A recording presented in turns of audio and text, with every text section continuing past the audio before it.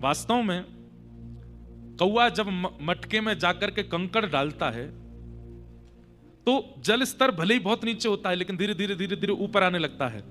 और यदि वो कंकड़ डालना बंद ना करे तो स्थिति ये होगी कि वो जल निकल करके बाहर अपने आप आएगा। चित्त एक मटका है, ऐसा हो ही नहीं सकता कि इससे विषयों का चिंतन निकले ना।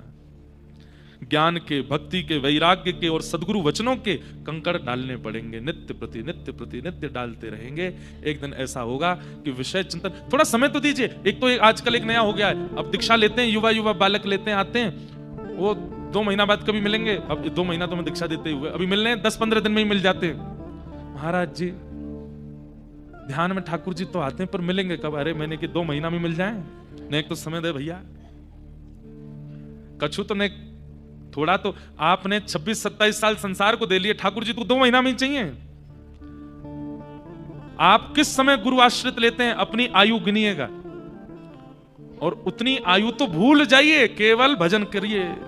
उतने साल तो केवल करते रहिए, उसके बाद सोचिएगा कि अब इतने साल मैंने गुरु आज्ञा को भी दिए, अब तो ठाकुर जी को मिलना चाहिए। बात समझ में आ रही है?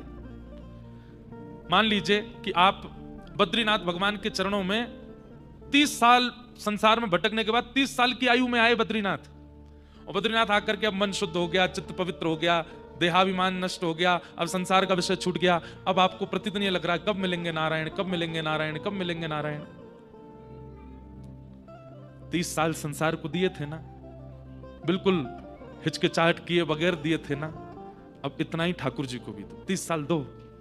मेरा कहने का मतलब ये नहीं कि 30 साल में ही मिलेंगे, पर आपको मन में यही रखना चाहिए कि 30 साल तो देने ही देने हैं। बराबरी जब हो जाएगी संसार की और भजन की, तब पूछेंगे ठाकुर जी अब कब मिलोगे, अब मिलोगे। अब तो आपको भी दिया ना समय, 30 साल नहीं लगेंगे, मिल तो ठाकुर जी संसार की तरह थोड़े हैं, ठाकुर जी जल्दी प्राप्त हो जाते हैं।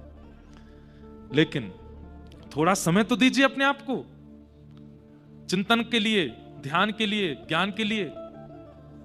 हाँ, 30 साल में जाकर के ये होगा कि वो जो चित्त का घड़ा है वो सद्गुरु वचन और कथा प्रसंगों से वो भर जाएगा, और जो विषय चिंतन भरा हुआ था वो धीरे धीरे छलक करके बाहर हो जाएगा। और फिर उसके बाद क्या होगा? उसके बाद श्री कृष्ण आएंगे और आकर के वो जो जितने सद्गुरु वचनों के जो सुंदर सुंदर आपने उसमें सुमेरु डाले हैं, उन सुंदर सुंदर सुमेरुओं को निकाल करके सुंदर घड़े के चारों तरफ सजा देंगे, और फिर उसमें केवल प्रेम लक्षणा भक्ति का रस घोल देंगे, और कुछ फिर चिंतन में नहीं आएगा।